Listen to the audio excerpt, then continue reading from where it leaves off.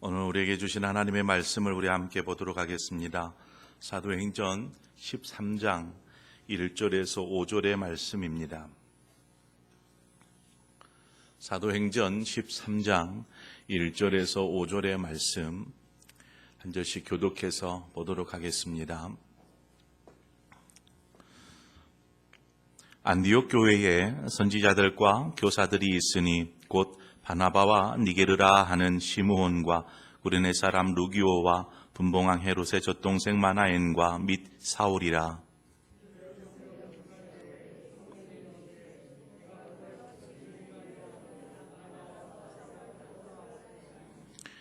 이에 금식하며 기도하고 두 사람에게 안수하여 보내니라.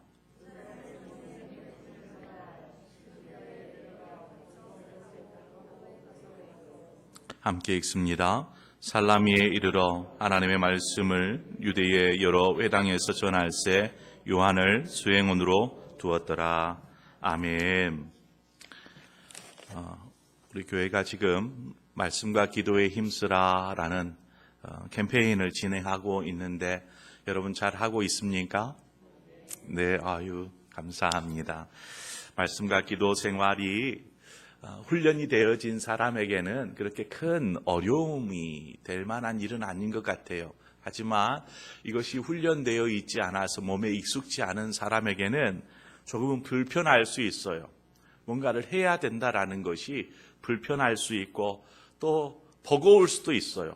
이렇게 왜 이렇게 분량도 많아? 읽어야 될 부분이 왜 이렇게 많아? 이렇게 생각할 수도 있습니다. 하지만 2주의 시간이니까 우리가 함께 결단하고 또 우리 상봉의 모든 성도들이 함께 일에 동참하고 참여하기를 원합니다. 아직 시작한 지 얼마 되지 않았어. 지금이라도 늦지 않았습니다. 시작하면 됩니다. 천리길도 한 걸음부터 시작하는 것처럼 시작하는데 좀 의의를 두고 시작하다 보면은요 언젠가 시작이 반이 되어 있을 것입니다. 2주 훌쩍 지나갑니다. 벌써 이제 3일이 지났는데 4일이 지났는데 우리가 오늘도 말씀을 다시 한번 읽기 시작하고 시간을 구별하여서 기도에 힘쓰며 또 우리 셀리더분들이 해야 될 일들은 또 세번들을 또 말씀과 기도로 또 인도하기 위해서 기도하면서 저들에게 권면하고 또 이끌어갈 터인데 이 일을 통해서 하나님께서 우리 교회를 회복하시는 그 놀라운 일들을 이루실 것을 저는 믿습니다.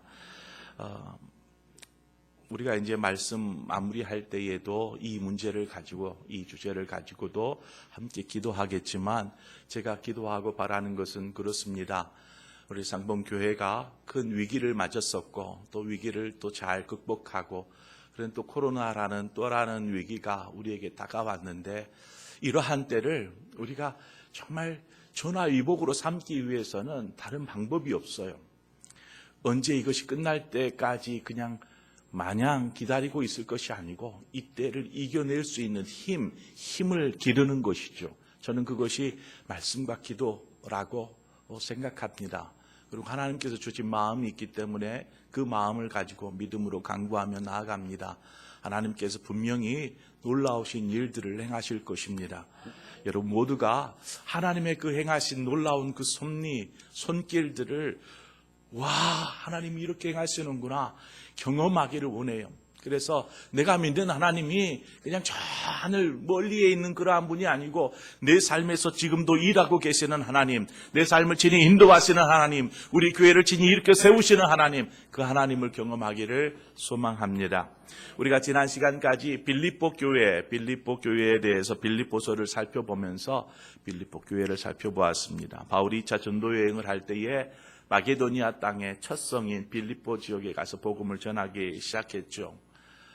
아마 이제 코로나 사태로 인해서 수요 예배가 중단되어지고 다시금 재개되어졌을 때 제가 사도행전에 나오는 마게도니아 땅의 첫 성 빌립보에 이르러서 복음을 전하는 것부터 시작해서 빌립보서로 이렇게 연결지어서 제가 살폈습니다.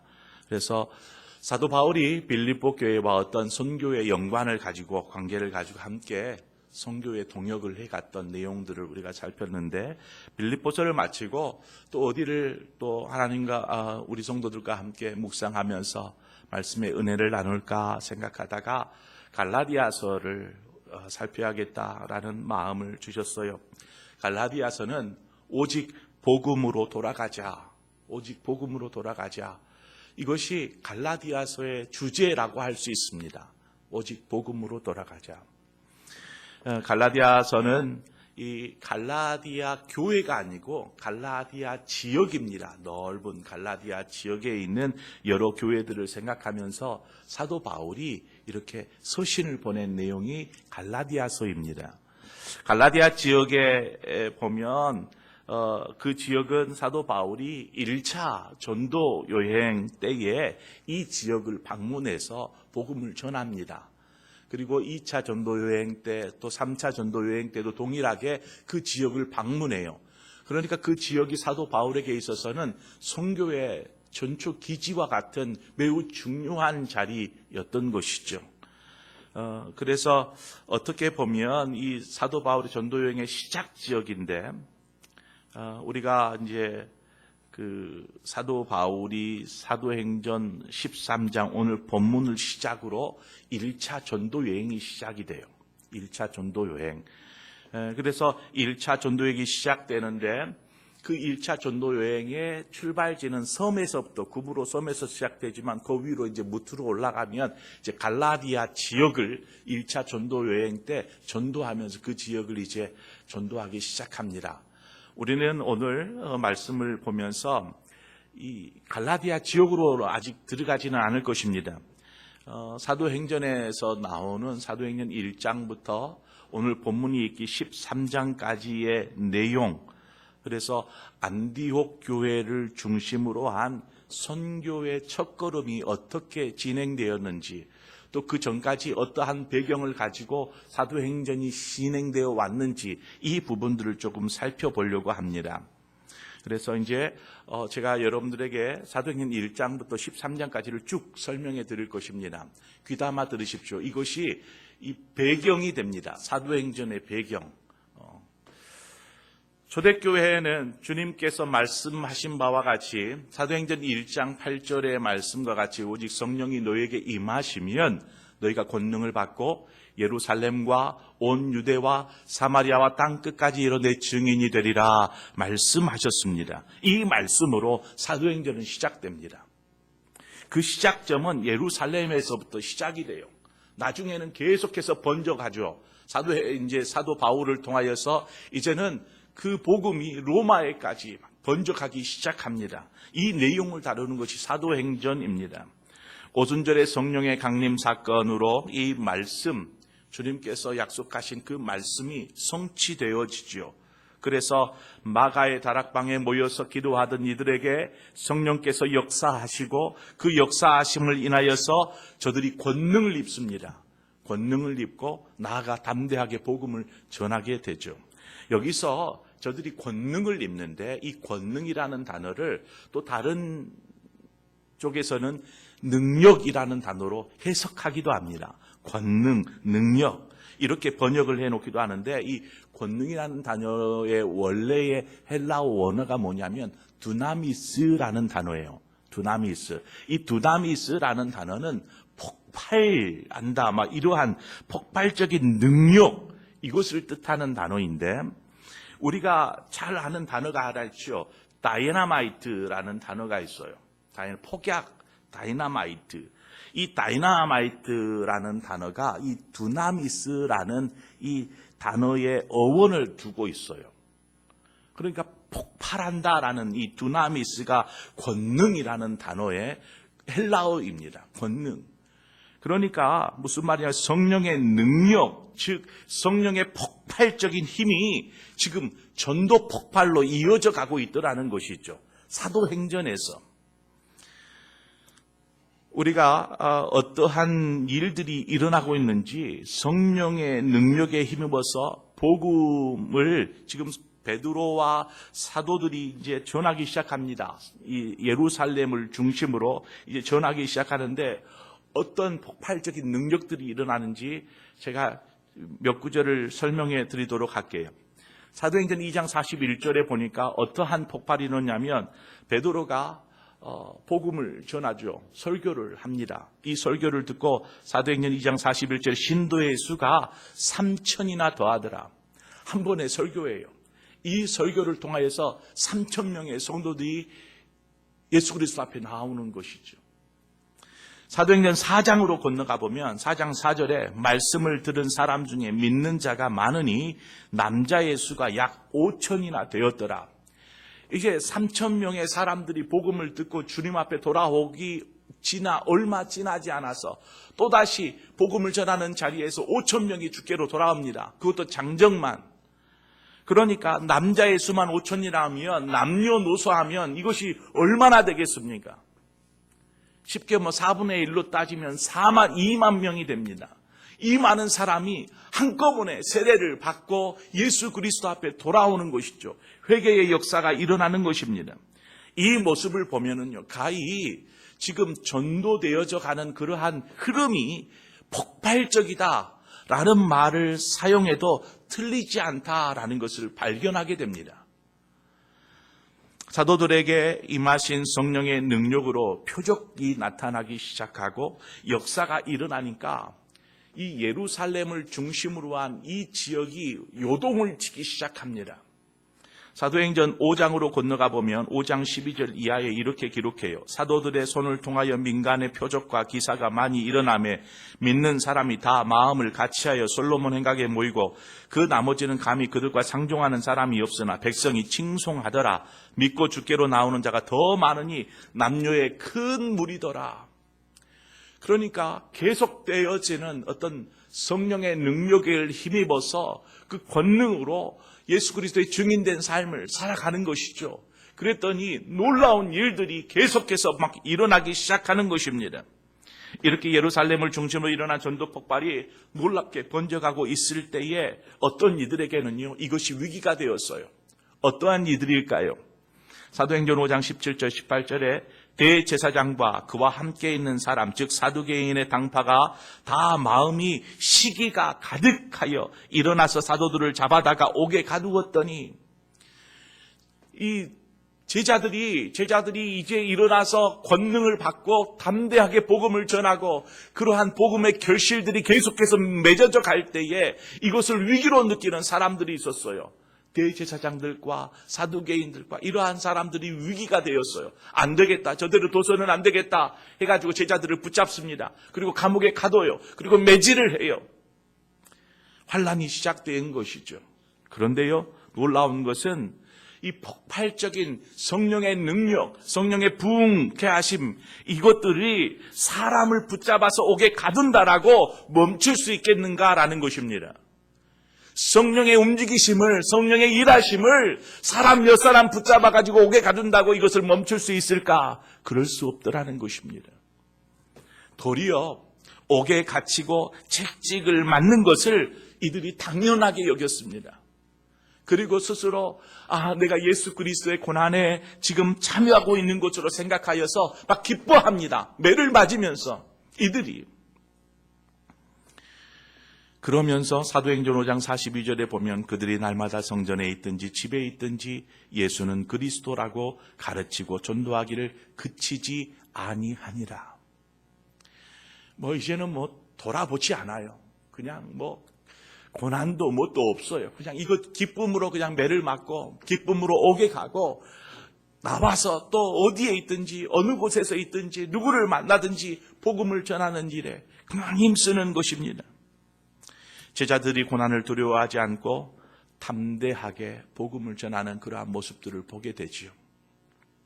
사도행전 6장 7절로 가보면은요, 하나님의 말씀이 점점 왕성하여 예루살렘에 있는 제자의 수가 더 심히 많아지고 허다한 제사장의 무리도 이 도에 복종하니라. 이제 그 여파가 단순히 그냥 유대인뿐만 아니라 제사장들에게까지도 번져가기 시작한 것입니다. 하나님의 계획과 성령의 능력의 힘을 무엇으로 막을 수 없는 것이죠. 그냥 터져가는 것입니다. 요즘에 그 TV에 지금 비유가 적당한지는 모르겠지만 비가 오니까 막 다 쓸어버리잖아요. 그냥 물이 홍수가 나서 다 쓸어버리듯이 이것을 무엇으로 막을 길이 없더라는 것입니다. 지금 성령의 일하심, 하나님의 계획이 성취되어지는 이 장면들을 보면은요, 거침이 없어요. 막 흘러갑니다. 그러다가 위기 아닌 위기가 찾아옵니다. 어떠한 위기냐면 7 집사의 한 사람인 스데반 집사가 복음을 전하다가 순교를 당하는 사건이 벌어져요. 이 스데반의 순교가 본격적인 어떤 박해의 시작이 됩니다. 박해의 시작. 한 사람을 죽이고 나니까 이제부터는 죽이는 것, 핍박하는 것이 쉬워지는 것이죠. 그러나 스데반의 순교로 어떤 초대교회의 박해는 본격적으로 진행이 됩니다. 사도행전 8장 1절에 보면 그날에 예루살렘에 있는 교회에 큰 박해가 있어 사도 외에는 다 유대와 사마리아 모든 땅으로 흩어지니라.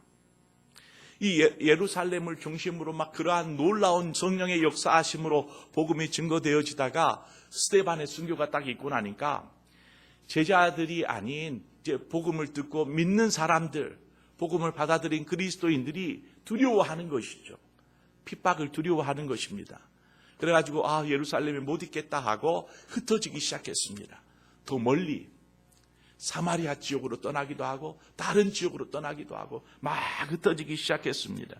그런데 하나님께서 이 스데반의 순교를 너무나 귀하게 사용하셨어요. 어떻게 사용하셨냐면 이 박해로 인해서 성도들이 여러 지역으로 여러 나라로 흩어지는데 이 흩어짐이 도리어 복음을 더 많은 지역에 전하고 확산시키는 계기로 하나님께서 사용하시더라는 것입니다.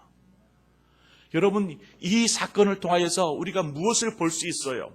우리의 삶에 위기가 찾아오고 고난이 찾아오고 하지만 하나님께 붙잡혀 있는 사람은 그 일을 계기로 하나님 더 놀라운 일들을 행하시더라는 것입니다. 지금 교회 안에 예루살렘에 터진 그 박해, 고난, 이것이 오히려 복음을 더욱 많은 곳에 전하게 하는 그러한 일이 되더라는 것이죠. 그래서 사도행전 8장 4절에 보니까 그 흩어진 사람들이 두루다니며 복음의 말씀을 전할세. 흩어진 사람들이 그냥 숨지겨 있지 않았어요. 흩어져서도 복음을 전하는 일에 앞장섰던 것입니다. 만나는 사람 족족 가서 복음을 전하고. 그래서 예루살렘을 중심으로 형성되었던 초대교회가 이제는 각 지역으로 흩어져 퍼져가기 시작한 것이죠. 자, 그러다 어떤 사건, 8장 이후에 어떠한 사건이 벌어지냐면 그리스도인을 박해하는 일에 주동자 역할을 했었던 사람이 한 사람 있죠. 누굽니까? 사울이에요. 사울. 그 역할을 했었던 사울이 다메섹을 지나다가 부활하신 주님을 만납니다. 부활하신 주님을. 그리고 나서 그 자리에서 회심을 하게 되죠. 사도 바울이 돌아섭니다. 하나님께서 이 사람은 내 이름을 이방인과 임금들과 이스라엘 자손에게 전하기 위하여 택한 나의 그릇이라 이렇게 말씀하십니다.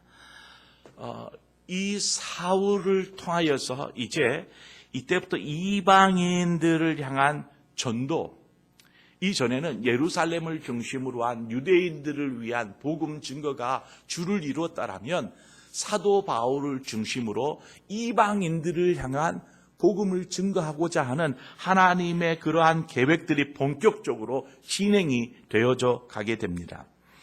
하나님께서 그러니까 스데반의 순교를 이렇게 사용하셨어요. 복음이 흩어지게 성도들이 그리스도인들이 막 지역으로 흩어지고 그 속에서 복음을 전하는데 막 대놓고 할 수 있겠어요? 잠잠하게 막 그 속에서 복음을 전하면서 생활하는데 그것을 바탕으로 해서 사울이 복음을 전할 어떤 무대를 지금 만들고 계셨던 것입니다. 하나님은 그렇게 일하고 계셨어요. 그래서 베드로와 야고보 다른 제자들을 중심으로 예루살렘에서 유대인들에게 복음을 전하는 그러한 사역을 담당했다라면 저 위쪽으로 올라가서 이제는 안디옥이라는 이 안디옥, 수리아 안디옥을 중심으로 사도 바울과 또 다른 많은 사람들, 이방인들에게 복음을 전하기 위한 어떤 중심, 전초 기지로 지금 안디옥이라는 지역의 교회를 사용하고 있는 것을 보게 됩니다. 안디옥 교회는 그렇게 이방인들을 위한 이방인들을 전도하기 위한 기지가 되었던 것이죠. 자, 이제 오늘 본문으로 들어가겠습니다. 우리가 지금 이 사도행전의 흐름을 잠깐 살펴보았습니다. 주님께서 약속하셨고 약속하신 성령이 임하자 능력을 힘입어서 복음을 전하는데 그 복음이 폭발적으로 일어났고 그 가운데에서는 핍박도 있었고 하지만 그 핍박이 오히려 전화위복이 되어져서 만방의 복음이 전해지는 기회가 되었고 그 자리, 그 무대에 이제 사도 바울이 서는 것입니다. 오늘 본문 1절입니다. 안디옥 교회에 선지자들과 교사들이 있으니 곧 바나바와 니게르라 하는 시므온과 구레네 사람 루기오와 분봉왕 헤롯의 젖동생 마나엔과 및 사울이라. 안디옥 교회에 선지자들과 교사들이 있었다라고 소개하고 있습니다. 자, 안디옥 교회 안에 선지자들과 교사들이 있었다라는 것은요, 지금 안디옥 교회가 조직력을 갖춘 그러한 교회로 성장해 있다라는 것을 볼 수 있습니다. 그냥 막 생겨난 그러한 신생교회가 아니고 나름 교회가 조직을 이루어져 있는 그러한 든든하게 세워진 교회가 안디옥 교회임을 알 수 있습니다. 자, 이 안디옥 교회에 있는 성도들의 면면을 좀 볼 수 있어요. 몇몇을 소개하고 있는데 여기 보면은 먼저는 바나바와 니게르라 하는 시므온이 있어요. 바나바는 우리 사울과 함께 동행하며 선교여행을 했으니까 아실 테고, 니게르라 하는 시므온. 니게르라는 말은요, 흑인들 얘기예요. 흑인. 그러니까 시므온은 흑인이에요. 아프리카 사람인 거예요. 그러니까 안디옥 교회에는 흑인도 있었어요. 아프리카 사람도. 또 한 사람이 나와요. 이제 분봉왕 헤롯의 젖동생 마나엔이라는 사람이 나오는데, 분봉왕 헤롯의 젖동생 마나엔이에요. 이 사람은 분봉왕과 헤롯과 연관이 되어 있는, 어떻게 보면 높은 신분을 가지고 있는 사람인 것을 보게 됩니다. 높은 신분을 가지고 있는 사람. 자, 그러면 이 두 사람만을 놓고 보아도 안디옥 교회를 구성하고 있는 성도는 남녀노소, 지위, 고하, 인종을 구분하지 않고 있다는 것을 알 수 있죠. 안디옥 교회는 그러한 교회였어요. 그러니까 이방인들을 위한 교회, 세워진 교회가 바로 안디옥 교회였다라는 것입니다. 이들이 모여서 오늘 본문을 보니까 주를 섬겨 금식하는 모습을 볼 수 있습니다. 주님을 섬기며 금식하는, 2절에 보니까 그렇게 소개하죠. 주를 섬겨 금식할 때에. 이 모습이 특별한 모습이 아니었어요. 이것은 늘상 안디옥 교회 성도들이 예배하는 모습을 이렇게 설명하고 있어요. 이들이 예배할 때는 금식하는 것을 당연하게 여겼어요. 금식하면서 하나님 앞에 나가는 것이죠. 공적인 예배의 모습입니다. 금식은 의무가 아니었어요. 이들에게는, 바리새인들에게는 일주일에 며칠은 금식해야 돼라는 것이 어떤 율법적으로 정해져 있어서 이것을 행하는데, 이들에게 있어서, 그리스도인들에게서 금식은 율법이 아니에요. 그러니까 지금 안디옥 교회의 성도들이 금식하며 예배에 참여했다라는 것은요, 스스로 자원하여서 금식하는 것입니다. 스스로 자원해서 하나님 앞에. 왜 금식하면서 예배를 드릴까요? 그것은요, 이들 안에 어떠한 마음이 있었냐면 하나님의 온전한 인도하심을 받고자 하는 그 마음에서 이들이 자원하여 금식하며 하나님 앞에 예배하고 있는 것입니다. 하나님의 인도를 받기 위해서 하나님 우리의 삶을 인도해 주십시오. 이 마음으로 그러한 예배에 참여하고 있더라는 것입니다. 그래서 우리가 정리할 수 있는 것은 안디옥 교회는 하나님의 인도하심을 철저하게 구하는 교회였습니다. 바라기는 우리 상봉교회가 하나님의 뜻을 철저하게 구하고 그 뜻에 순종하는 교회 되기를 원합니다. 우리 한 사람 한 사람이 하나님의 뜻에 순종하며 살기를 원합니다. 2절 중반을 보세요. 성령이 이르시되 내가 불러 시키는 일을 위하여 바나바와 사울을 따로 세우라 하시니, 성령께서 이들 안에 이 마음을 부으신 거예요. 이 말씀을 보면, 그대로 보면, 그냥 직역해서 보면 성령께서 어떤 신비적인 방법으로 지금 개입하고 계신 것처럼 묘사해 놓았어요. 성령께서 말씀하셔서 야 이렇게 이렇게 세우고 이렇게 이렇게 해라 라고 말씀하는 것으로 묘사해 놨어요. 우리는 성령께서 어떠한 방법으로 계시하셨는지는 정확하게 알 수 없어요. 다메섹에서 사울을 부르실 때에 하나님께서 빛처럼 임하셔서 사울을 부릅니다. 사울아 사울아. 이처럼 주님의 음성이 초자연적으로 신비적으로 그에게 들려질 수도 있어요. 오늘 이 말씀이 오늘 안디옥 교회에 모여서 금식하고 예배하는 이들에게 들려진 성령의 음성이 이처럼 초자연적인 역사하심으로 들려졌을 수도 있어요. 그런데 저는 이 구절을 이렇게 해석하고 싶어요. 사울은 다메섹에서 부활하신 주님을 만나고 이방인을 전도하기 위해서 부르셨다라는 분명한 소명이 있어요. 소명. 그때 이후로 그가 회심하고 그래요 주님, 제가 주님을 위해서 내 삶 드리겠습니다 라는 어떤 소명을 가지고 사명을 감당하기 위해서 지금 안디옥 교회에 와 있는 거예요. 자, 아마 사울이 자신의 소명을 내비쳤을 거예요. 안디옥 교회 성도들에게 하나님께서 저를 이렇게 부르셨어요. 사람들이 다 아는 것이죠. 사울이 어떠한 삶을 살았는지. 그리스도인들을 잡아다가 옥에 가두고 하던 일을 하던 사람이 이제는 변화되어져서 부활의 주님을 만나고 변화되어져서 지금 같이 교회 안에 있는 것을 아는 것이죠. 그래서 사울이 얘기합니다. 내가 하나님의 부름을 받았어요. 사명을 맡았어요. 그것은 이방인을 위해서 하나님께서 저를 사용하시겠다라고 말씀하셨습니다. 이 이야기를 아마 성도들에게 꺼냈을 것입니다. 그리고 나서 사명을 감당하기 위해서 제가 떠나야 할 것 같습니다. 복음을 전하기 위해서 이것을 이제 제안하는 것입니다. 또한 사울의 후견인과 같은 바나바가 사울을 도와서 함께 전도에 참여할게요. 제가 사울과 함께 하겠습니다. 이러한 이야기를 했을 것입니다. 자, 그러자 사울과 이 바나바의 이야기를 전해들은 이 안디옥 교회의 리더들이 성도들과 더불어서 이 문제를 놓고 어떻게 해요? 금식하며 기도하는 것입니다. 하나님, 어떻게 해야 됩니까? 하나님 뜻대로 임하여 주옵소서. 그러자 성령께서 모두의 마음 가운데 동일한 이 마음을 주시는 거예요. 어떠한 마음? 두 사람을 세워라. 그리고 두 사람을 파송해라. 이 마음을 동일하게 이 성도들 기도하고 금식하는 이들의 마음 가운데 부어주니까 이들이 그제서야 하나님의 뜻이 이것이구나라고 깨닫는 것입니다. 그래서 이 두 사람을 파송하기로 안디옥 교회가 결정을 하는 것이죠. 3절로 가봅니다. 3절에 보니까 이에 금식하며 기도하고 두 사람에게 안수하여 보내니라.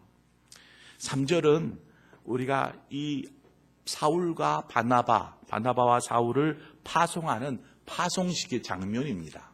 파송식. 모두가 예배하는 현장에서 리더들이 이 두 사람을 불러다 앞에 세우고 모두가 함께 그들에게 안수하기 시작합니다. 안수하고 그들을 축복하면서 하나님 이들을 인도하여 주십시오 하면서 온 안디옥 교회 성도들이 이 두 사람을 축복하면서 보내는 것이죠. 지금 파송식의 장면입니다. 선교 사역을 우리가 주먹구구식으로 진행되지 않습니다. 오늘 여기만 보아도 철저하게 우리가 생각할 때에 하나님을 위한 선교라고 하면 하나님을 위한 일이고 선한 일이기에 쉽게 판단하고 결정해 버릴 수 있는 일이기도 합니다. 그렇잖아요. 누가 선교하겠어요 하는데 하지 마세요. 안 됩니다. 이럴 수 있겠어요. 하나님의 일이라고 생각하는데 그래서 우리는 그러한 일들을 쉽게 결정해 버릴 수 있어요. 하지만 이것들을 쉽게 판단하거나 결정하지 않고 지금 안디옥 교회가 어떻게 합니까? 함께 모여서 이 문제를 두고 기도하는 것입니다. 금식하며 기도하며 하나님의 뜻을 구하는 것이죠. 나중에는 어떻게 합니까? 성령으로 응답하심을 듣고 나서야 이 일을 진행해 나가는 것을 보게 됩니다. 이것이 올바른 교회의 모습이에요. 어떠한 일을 결정하고 진행함에 있어서도 그냥 그렇게 쉽게 결정하지 않고 실행하지 않아요. 이것을 가지고 함께 기도하고 이렇게 준비하면서 성령의 이끌림, 성령의 뜻을 따라서 진행해 가는 것이죠. 이러한 교회가 되어야 돼요. 우리의 삶에서도 마찬가지입니다. 단지 이것은 좋은 일이고 선한 일이고 누가 보아도 잘했다 할 만한 일이다 생각하여서 그냥 진행하는 것이 아니고, 하나님, 이것이 옳은 일입니까? 하나님, 이렇게 해야겠습니까? 선택을 묻는 것이죠. 하나님, 아무리 선한 일이라 할지라도 하나님의 뜻이 아니면, 하나님이 노하시면 멈춰야 되는 것입니다. 또한 이 일을 결정함에 있어서 몇몇 사람에 의해서 결정하지 않았어요. 온 교회가 이 일에 참여한 거예요. 온 교회가. 그래서 앞서 제가 지금 기도하며 금식하며 저들이 했다라고 할 때, 주를 섬겨 금식할 때 이것을 공예배의 모습이라 했던 것처럼 함께 예배하는 모든 성도들의 마음을 하나로 묶어서 이 일을 지금 진행하고 있더라는 것입니다. 자, 드디어 1차 전도여행이 결정이 되었어요. 사울과 바나바를 파송하기로 결정을 하였습니다. 그리고 이제 사울에게 있어서는 1차 전도여행이 시작이 돼요. 바나바와 사울이 안디옥을 떠나서 이제 배를 타고 구브로라는 섬으로 가게 됩니다. 실루기아라는 항구에 가서 배를 타죠. 그리고 이제 구브로라는 섬으로 가게 돼요. 4절 말씀을 보니까 두 사람이 성령의 보내심을 받아 실루기아에 내려가 거기서 배 타고 구브로에 가서, 자, 여기 보면은 두 사람이 성령의 보내심을 받았다라고 기록하고 있어요. 안디옥 교회의 파송을 성령의 보내심으로 해석하는 거예요. 그러니까 모든 일을 함에 있어서 이것들을 그냥 사람의 일로 생각하지 않고 하나님의 일로 받아들였던 것입니다. 하나님이 보내셨습니다. 성령님이 보내셨습니다. 그러니까 사울과 바나바가 어떤 주의 일을 함에 있어서도 이 일은 사람이 시킨 일이 아니고 내 의지가 하는 일이 아니고 하나님이 하신 일, 하나님이 보내신 일, 이러한 믿음이 있었다라는 것입니다. 바나바와 사울이 왜 구브로 섬을 맨 먼저 복음을 전할 전도지로 삼았는지는 잘 알 수가 없어요. 그런데 우리가 유추해 보건대 사도행전 11장 20절 21절에 보면 이렇게 기록하는데, 그 중에 구브로와 구레네 몇 사람이 안디옥에 이르러 헬라인에게 말하여 주 예수를 전파하니 주의 손이 그들과 함께 하심에 수많은 사람들이 믿고 주께 돌아오더라 기록합니다. 여기 보면 구브로라는 사람들이 등장을 해요. 구브로, 그리고 안디옥에 이르러. 그러니까 구브로 사람들이 지금 안디옥 교회가 있는 이곳에 와가지고 복음을 전하고 해서 지금 안디옥 교회 안에는 구브로 사람들이 많이 자리하고 있었어요. 그 사람 중에는 바나바도 구브로 사람이었습니다. 그러니까 안디옥 교회의 성도들 중에 적지 않은 수가 이곳 출신이었어요. 그러다 보니까 쉽게 바나바도 동참하는 차원에서 우리 그럼 구브로로 가서 복음을 전합시다, 이렇게 결정을 한 것입니다. 안디옥 교회에서는 바나바와 사울을 파송해서 보냈는데 5절 말씀에 보면은요, 마가 요한이 나와요. 마가 요한이 수행원으로서 이 두 사람과 함께 전도 여행에 참여합니다.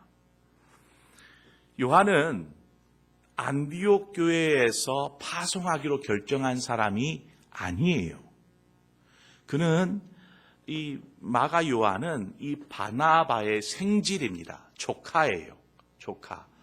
그래서 아마 사울과 바나바가 이제 바나바의 청구가 있었겠죠. 우리 조카가 있는데 우리 같이 데리고 이렇게 선교 여행 같이 했으면 좋겠습니다. 그래서 사울과 같이 이제 논의를 하는 것이죠. 두 사람만 가는 것보다는 한 사람이라도 더 힘을 보태면 또 전도 여행에 있어서 더 힘을 얻지 않을까? 아마 이러한 결정들을 해서 아마 마가 요한을 그들의 전도 여행에 동행시켰던 것 같아요. 자, 그런데 문제는 무엇이냐 하면 안디옥 교회에서 사울과 이 바나바를 세워서 파송할 때에는 쉽게 보내지 않잖아요. 그죠? 기도하면서 나중에 성령의 응답을 받고 그 다음에 파송식을 통하여서 이들을 보내는 것을 보게 됩니다. 그런데 마가 요한이 이 전도여행에 동참하는 데에는 너무나 쉽게 인간적인 마음으로 결정이 되어요. 그래, 한 사람이 뭐 백지장도 맞들면 낫다는데 그래 너도 같이 가자 이렇게 해서 그냥 얽혀서 같이 가는 거예요. 그런데 나중에 이 일을 이 마가 요한이 전도 여행에 참여했다가 나중에는 이 마가 요한으로 인하여서 바나바와 사울이 큰 분쟁의 불씨가 되어버립니다. 그리고 나중에는 바나바와 사울이 갈라져요. 누구 때문에? 마가 요한 때문에. 그러니까 어떠한 일을 행함에 있어서 사람의 마음, 사람의 생각으로 그냥 그렇게 하면 좋겠다라고 생각하고 진행했다가는 나중 결과가 좋지 않더라는 거예요. 하지만 하나님의 뜻에 순종함으로 이 일을 행할 때에는 그 길이 끝까지 인도되어지는 것을 보게 됩니다. 하나님이 하시니까. 우리의 삶이 바로 이처럼 하나님의 인도하심을 받아야 합니다. 선교의 첫걸음이에요. 오늘 말씀의 제목으로 삼았던 선교의 첫걸음. 이것이 사람의 마음으로 시작되어지는 선교의 첫걸음이 아니고 무엇이든지 이것이 하나님의 뜻에 인도함을 받아야 돼요. 제가 말씀과 기도에 힘쓰라라는 이 제목을 그냥 쉽게 정한 게 아니에요. 나름 기도하고 하나님 어떻게 해야 될까요? 지금 이 상황인데 어떻게 해야 될까요? 하나님 우리 상봉교회를 하나님 어떻게 하면 좋겠어요?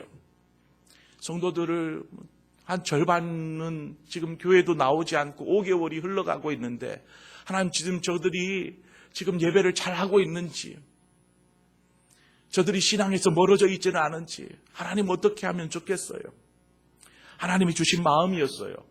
말씀과 기도밖에는 없다라는 이 마음으로 이것들을 이제 전사님들을 붙잡고 어떻게 하면 좋을까 계획을 세우기 시작했습니다. 지금 이 주간에 이 일이 결코 쉽게 결정된 것이 아니기에 분명히 저는 하나님께서 이 일을 통해서 놀라운 일을 행하실 것을 믿습니다. 사람의 결정이 아니거든요. 사람의 계획이 아니거든요. 분명히 일하실 것입니다. 한 사람에게 일하실지라도 분명히 하나님은 이 일을 통해서 놀라운 일들을 행하실 줄 믿습니다. 폭발적인 성령의 능력을 입은 그러한 한 사람, 하나님이 찾으시는 한 사람, 바로 저와 여러분이 그러한 사람이기를 원합니다. 그래서 참 이때에, 이 시대에, 이 어려운 때에 하나님께서 귀하게 쓰임받는 그러한 하나님의 사람으로 사울과 바나바와 같은 그러한 사람으로 저와 여러분이 하나님 앞에 쓰임받기를 소망합니다. 그렇게 하나님 앞에 귀하게 존귀하게 드려지는 저와 여러분의 모든 삶이 되어지기를 주님의 이름으로 축원을 드립니다. 이 시간 우리 함께 아버지